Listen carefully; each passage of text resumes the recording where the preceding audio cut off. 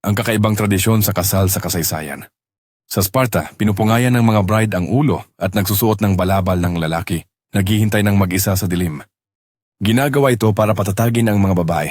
Inuuna ang lakas sa ganda. Kailangang pumasok ang asawa ng palihim sa gabi, tapusin ang kasal at umalis ng di pansin.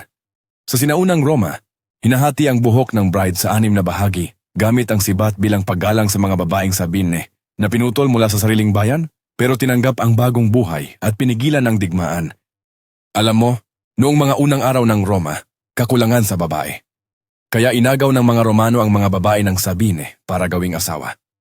Pero nung nagpunta ang mga kalalakihan ng Sabine para kuhanin sila pabalik, nangyari ang hindi inaasahan. Pumagitna ang mga babaeng Sabine sa laban at nilakad silang huwag makipaglaban. Tinanggap nila ang bagong buhay at ang kanilang desisyon ang nagligtas sa Roma.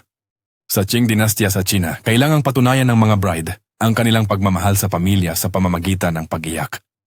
Hindi isang beses, kundi gabi-gabi, buong buwan.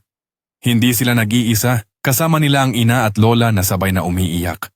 Kapag mas malakas ang iyak, mas malalim ang sinasabing pagmamahal. Iba-ibang mundo, iba-ibang panuntunan, pero iisa ang hindi nagbago. Hindi kailanman naging madali ang pag-ibig.